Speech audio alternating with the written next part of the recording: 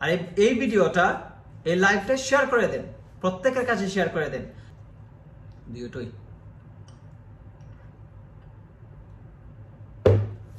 আসসালামু আলাইকুম, আশা করব সবাই ভালো আছেন।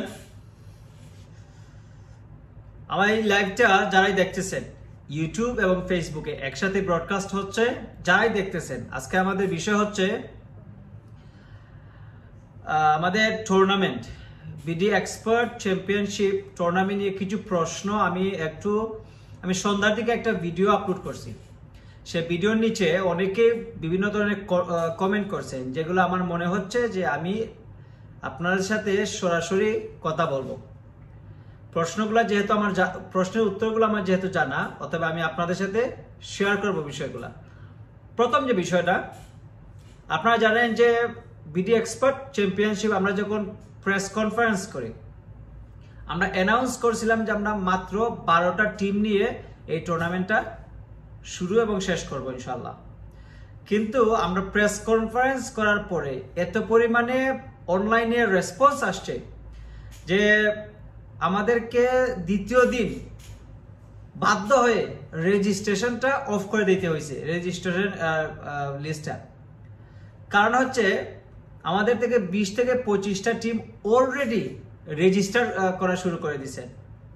সো এর মধ্যে আমরা যেহেতু 12টা টিম নেব, অতএব আমরা চিন্তিত ছিলাম যে আমরা তো আয়োজন করছি আমাদের এই প্রবাসীদের নিয়ে, কিন্তু এখানে প্রত্যেকটা টিমই তো প্রবাসী, প্রত্যেকেই চাইবে খেলাধুলা করতে, প্রত্যেকেই চাইবে অংশগ্রহণ করতে।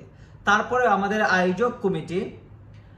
আয়োজক কমিটি থেকে সিদ্ধান্ত নেওয়া হয়েছিল যে আমরা 12টার পরিবর্তে যদি 16 টিমে উন্নতি করতে পারি বা অ্যাড করতে পারি, আর 4টা টিম। কারণ হচ্ছে আমরা এত পরিমাণ রেজিস্ট্রেশন চলে আসছে, ওইখান থেকে পিক করে এখন কিভাবে আমরা পিক করলাম সেটা হচ্ছে একটা বিষয়। একজন কমেন্ট করছেন, আপনার কমেন্টের উত্তরটা হচ্ছে, আপনি কমেন্ট করেছেন ভাই আপনাদের মন অনুযায়ী আপনারা যারা মনে করছেন তাদেরকেই টিম দিছেন, তাহলে ভালো টিমরা কিভাবে অংশগ্রহণ করবে। এর একটা ভুল ধারণা ব্রাদার।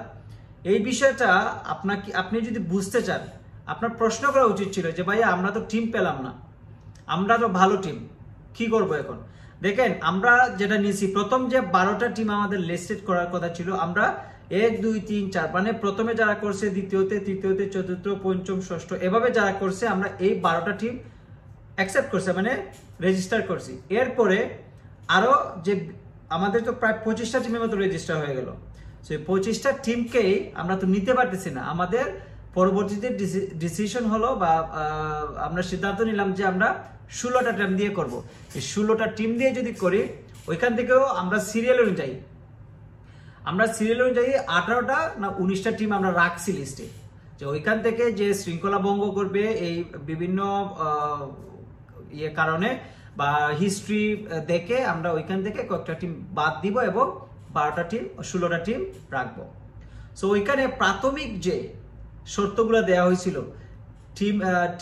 টিমের প্লেয়ার লিস্ট, রেজিস্ট্রেশন পেমেন্ট, আপনার টিমের ক্যাপ্টেনের নাম্বার, ম্যানেজারের কন্ট্যাক্ট, এগুলা সব মিলিয়ে আমরা যে একটা ডেডলাইন দিয়েছিলাম, অনেকেই তাদের ফেল করছেন।